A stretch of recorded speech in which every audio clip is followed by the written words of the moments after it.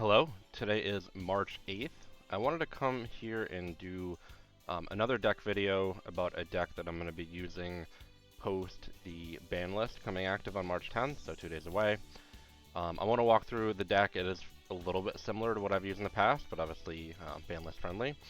And explain the cards, explain the strengths, the weaknesses, and kind of set you up to at least experiment with it, see if it's a good fit for your playstyle and the way you work.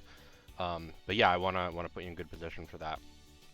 So I'm calling this deck CrusadiaMekk, and it's a bit of a hybrid between the Mekk Knights and the Crusadia monsters that were released in Raiders Requiem, the last full box that was released pretty recently, I think the beginning of this month in March. So as you can see, if you just look quickly through the cards here, you see Mekk Knights, but then you also see different monsters from the Crusadia archetype here.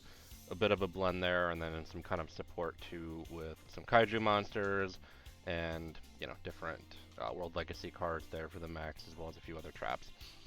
So I'll go from the top and just kind of talk generally about the deck, and then jump into the card specifically. The first strength of it is very powerful. So where Mekk Knights don't really focus on attack strength, it's more of power by numbers, and then you can bring out like the galaxy-eyes dragons and things like that. This deck really does focus on attack strength. How that works is the main card to bring out is usually Equimax here. It has 2,000 attack points, but then on top of that, it gains the attack power of cards that it points to. So within your side of the field, you're going to have one square where you can have things pointed to, but you can also have the square directly in front of the card on your opponent's side of the field pointed to as well. So it can gain a whole lot of attack, and it can one-shot an opponent if it needs to. And there are some other cards here within the deck that allow it to double its strength when attacking if you want. So if you can set up a one-shot that way, even more powerful. It's really not too common in Yu-Gi-Oh! Right now, with Duel Links specifically, to be kind of power-based more than effect-based, although Galaxy Eyes does come to mind when thinking those through. But that is the first strength here. The second strength is really just that it's kind of a hybrid approach. With Mekk Knights being out for a little while now, you see a lot of different decks that try to utilize them to give some strength, kind of build on the board being built a bit of like having cards in columns, and they can be special summoned. It doesn't take away from your normal summoned. They can be used for link summoning or other things like that, and just really help decorate the board a bit. And it works really nicely with the Crusadia archetype for that reason too, where there is a lot of link summoning, and these monsters can be used as part of that, and they can be special summoned, don't take away from the normal summoned. But also the Crusadia cards work differently because most of them are under level 4 or under, meaning they can be used as a normal summon too, where the Mekk Knight monsters typically can't. The vanilla one is the only one that can, but I don't have it in this deck. It's not really necessary. So it brings the best of both worlds, especially with the Mekk Knights deck, being able to draw more and cycle through those cards to get to the other ones that you need pretty damn quickly. And with that, it is very flexible of the different things you can do. So like the different link monsters that you see in the deck here that I'll walk through in a bit, you're able to take out basically different monsters based on what is on the board there. You could have Morningstar if you have to be a bit defensive and your opponent has a high attack monster that can't use an effect to destroy you. So like Requiem Dragon right now is tier 1, and that's a good example of it, where you put it in a different column and it can't destroy Morningstar. I've had a couple of standoff videos where that's happened. So that's a good example of it. Or if you just want to bring out Equimax with a one-shot, you can bring out Nightmare Unicorn if you have, a couple of those other link monsters already destroyed. A lot of flexibility there. Now, it's not really weak to the Requiem deck, as I just mentioned, so that is tier 1 right now. You're going to be seeing it everywhere. If you're playing at legend level or higher, you're seeing it quite often. There's a KC Cup coming up very soon. I'm sure it's going to be very, very common there. So, playing a deck that is at least going to put up a fight against the top deck right now is always something you want to do if possible. And if you go in, straight attack power battle, you can do quite well. Not a guaranteed win, but nothing really ever is. And the other thing to focus on here is the ability to take out strong monsters. So like I mentioned, with high attack power, but that's not the only way to do it. As you see, I have 3 kaiju monsters in here. I think they're a bit cheesy. I think it's pretty awesome when you use them and get rid of something strong. So you can think about the Galaxy as monsters, where you can get up to either 4,000, 4,500 attack points. Very hard to get off the field without an effect, but you can just use the Kaiju to special summon it there. But you can also think of the Requiem Dragon with 3,000 attack, and even if you're not thinking about effects, objectively 3,000 attack points are quite a lot. And the other thing with Requiem is Requiem is going to stop a lot of effects from being used, effects that you have to activate, but with this deck you don't have to actually activate a ton of effects to get like Equimax in the field and do things like that, and at least set it up to, get a really strong attack out. So it works quite nicely there. Now the weaknesses of the deck, in my opinion, so it's going to be quality over quantity, where the monsters you get on the field. So, as I said, Equimax is the monster that you're really pushing to get out. But with Mekk Knights, it's very, very common, if you go through the videos that I played with the deck, to have 4 monsters in the field, right? Your extra monster zone, and then the other 3 all filled up. You use Tie That Binds, and from there, you boost the attack a little bit and just go after your opponent. Here, we're going to look at Equimax, and the field is pretty rarely going to be totally filled up, because you're kind of cycling through the other link summoning monsters. And that just means that if your opponent has a trap that's going to get rid of like 1 monster on your field, it can really hurt you. It's not like, the regular Mekk Knights deck. You get rid of 1 and you have 3 more coming to attack you. In a lot of cases, it's going to, beat you down, and you're going to have to work your way back up into a fight there. Not saying it can't be done, because again, there is a bit of flexibility, especially in the extra deck, but it is a bit more of a barrier than it would be with, the Mekk Knights deck there.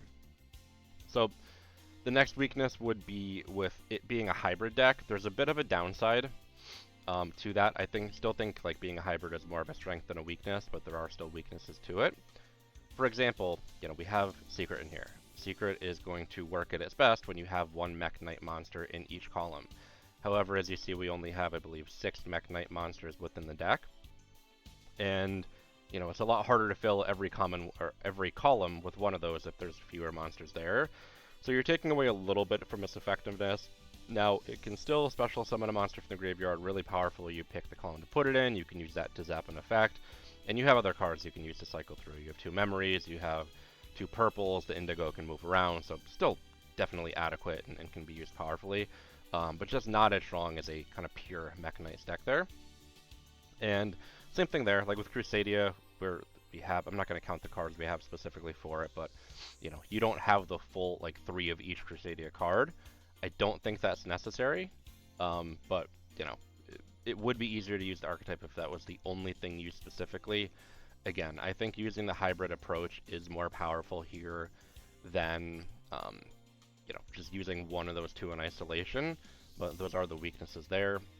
And I think the other weakness, this is kind of like a personal thing, but just finding the right balance between the 2 different archetypes you're working with, and the number of cards to include, and do I include 3 or 2, and do I have 20 cards or 22 or 23, or do I swap like a purple for an indigo like I did here?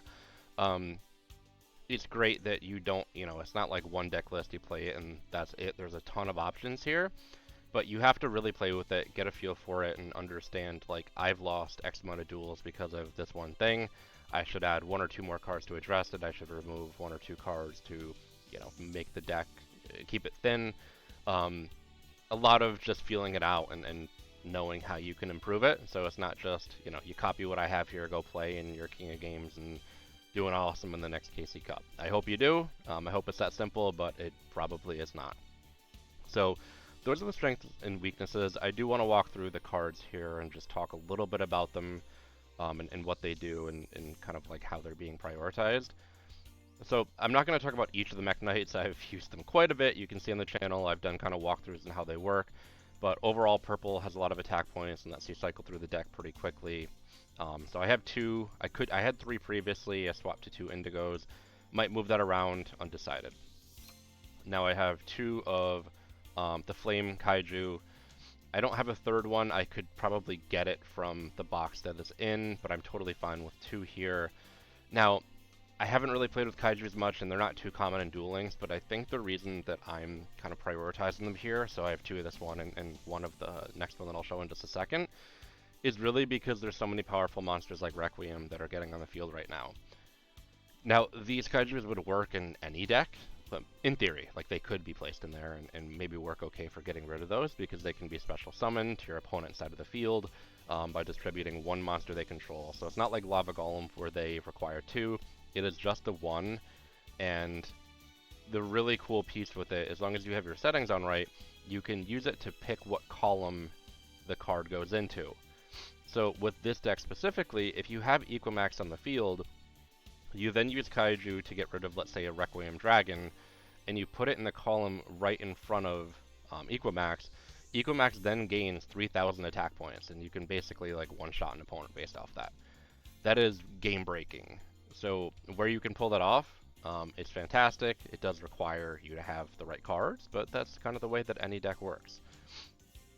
And I will say, something I didn't address in the strengths and weaknesses here is that having the Equimax cards gets rid of one of the biggest weaknesses with Mekk Knights when you're forced to go first, and you can't get a ton of cards in the field, and you're just praying that the traps and spells that you've drawn instead are holding up and not letting you get finished in the first turn.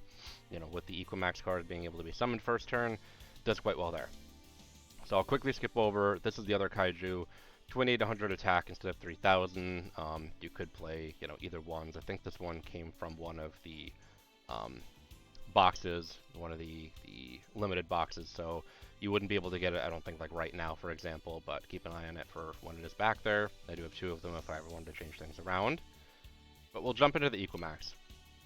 Now, the good thing with the Equimax cards, too, is that you can get all of them that I have here with just one run through Raider's Requiem, which again is the most recent full box that was released. So Draco is the we only have one of this card in the deck. It is really powerful, so it can be any of these cards can be special summoned to a zone that a Link monster points to. So you can get out your first Crusadia card, Link summon the Crusadia card with it, and then you can bring out the next one. So when you bring out the first Crusadia card, if you can bring out another effect monster to that zone, it's going to allow you to draw another Crusadia card. So they can cycle very, very quickly. So that is true for all of them about kind of that effect of being special summoned. Draco specifically is going to allow you, if you want to bring a card back from your graveyard to your hand that is Crusadia. So it helps you cycle through things. There is one exception for when you would not want to do that, but overall, you know, helps you just keep things moving and Link summon even higher, although they can only be special summoned, as I mentioned, once per turn. Each card once per turn. You know, you can do all four of them within the same turn, it's just you can't do the same one twice. So I have one blue sky here. He's going to be limited 3 in just a few days. I'll move over to Maximus. This one I'm still kind of trying to feel out. I mentioned it earlier, but he can double the attack or double the damage done by one of your Crusadia cards this turn, but it's the only monster that can attack. Situationally, it can be really good. So you can already see with Equimax, with it having very high attack points, you can use that on Equimax there, double the damage, and probably get that one-shot kill. In playing this deck, I haven't had too many opportunities where I had this card in the field, Equimax on the field, and then like needed to have that monster to be the one to do the one-shot. So maybe I swap it around down the road for like another version of the next card. But all that said, like it's still a very important card. You know, it's part of the Link summoning, can be special summoned, all that fun stuff. We have Reclusia. This one is really, really interesting, so we can use a special, again, in addition to it being special summoned the same way as the other ones, a special effect is that if you can destroy one Crusadia monster on your side of the field, and to also destroy one card your opponent controls. So you can just pick something off, you know, it's a level 3 monster, you're not losing much by destroying it, but at the same time, one good method to do that, and then when you work with this card in addition to the next one, it becomes even more powerful. So I have 3 Arborias in here. Arborea is really the key to a lot of the success of Crusadia. So if this card is on your field or in your graveyard, and a Crusadia card you have would be destroyed by battle or card effect, you can just remove it from your graveyard and banish it instead. So we have 3 of them. It can work 3 times. You can use this to save Equimax if you have, you know, a card effect that's going to destroy it. Kind of like Neos Fusion in the same way that it works. And also like Reclusia, you can destroy Reclusia and then destroy one card in your opponent's field, but if you've already used Arborea to link summon and it's in your graveyard, you can just destroy that. So Reclusia is not destroyed and Arborea is removed from your graveyard, but your opponent's card is destroyed. So it can work pretty effectively there. Have one Red Moon, have two Indigos here, as you can see. I put into Forbidden Lands. This is really just to protect, like if I have Ecomax a lot of attack points and my opponent, you know, goes to use a card on it, I can usually be willing to lose 800 attack points to just not have a spell or trap destroy it. Two Memories. These are just to keep the deck as fitting under the Forbidden list of having limited three between Memory and Blue Sky, which will be the live rule within a few days here. Secret, as you've seen many, many times in the gameplays I've had, could be very, very effective and is worth keeping here despite only having, 6 or 7 Mekk Knight monsters? We have 6, okay. And then 2 Warning Point. This card has really been growing on me, these cards, I have 2 of them. They can really just stop really powerful decks in their tracks. So if your opponent is trying to bring out Requiem and they get like the Rebellion Dragon out in the field, you just can use this and stop it from turning into the Requiem Dragon. Or if they have just any other really powerful cards, if it's, you know, the Galaxy Eyes and something early in the phase there, we can stop them from moving forward. And as much as it only stops them from a turn, if you look at how quickly duels are ending these days, then that is really all you need. So 2 of them here, and that puts the main deck at 22 cards. The ability is middle-aged mechs, as you've seen with the regular Mekk Knight videos and duels that I've done. I've been using Tie That Binds, but that is really to gain like 400 attack points, which can make a huge difference for each of the monsters you have in the field. But as I mentioned, one of the strengths of this deck is power, and 400 attack points is not going to matter, especially when you're getting fewer cards out. It's going to be less than 400, and we're already looking, like I mentioned with Crusadia, sometimes like 4,000 or more attack points, or can be even a lot more than that. So I'll jump into the extra deck. Warlord Dragon is really like a last resort.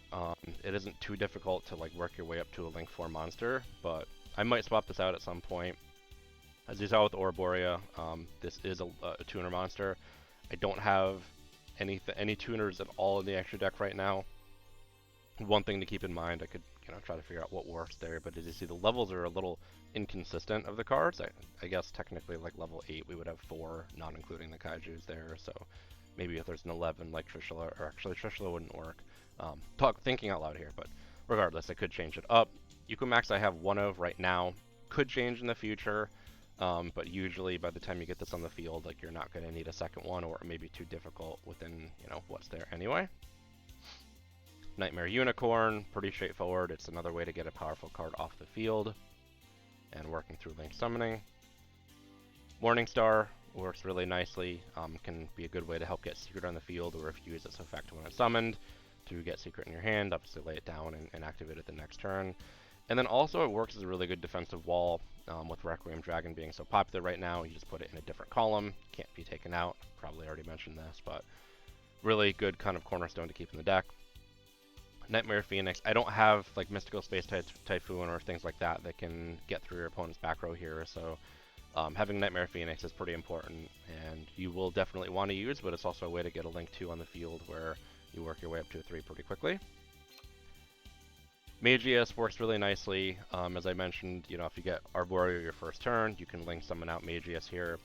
And with that, as soon as you can bring another effect monster into the square right below it, so this could be a Mekk Knight monster, this could be another Crusadia monster, you can draw 1 more Crusadia monster to your hand, and just use that to cycle and keep summoning. So, just works and flows very, very naturally. This is the Link 1 monster. And right here, Spatha is the Link 2 monster that's going to work in that chain from Magius to Spatha up to Ecomax here. So 1, 2, 3. Spatha has the kind of monster move effect, as you may know it, where you can just move 1 monster from to a different column. Similar to like what Indigo can do, and there are times that it works. I typically haven't been activating it, but again, this is a really powerful card where you're just building your way up to that Link 3, and if you can utilize a special effect, that is really, really helpful, but otherwise it still serves its purpose absolutely. Now, what do you think of the deck? Is this something you've seen before? Is this something you're willing to try around? Good or bad? Feel free to let me know in the comments below, but I hope this video has been helpful.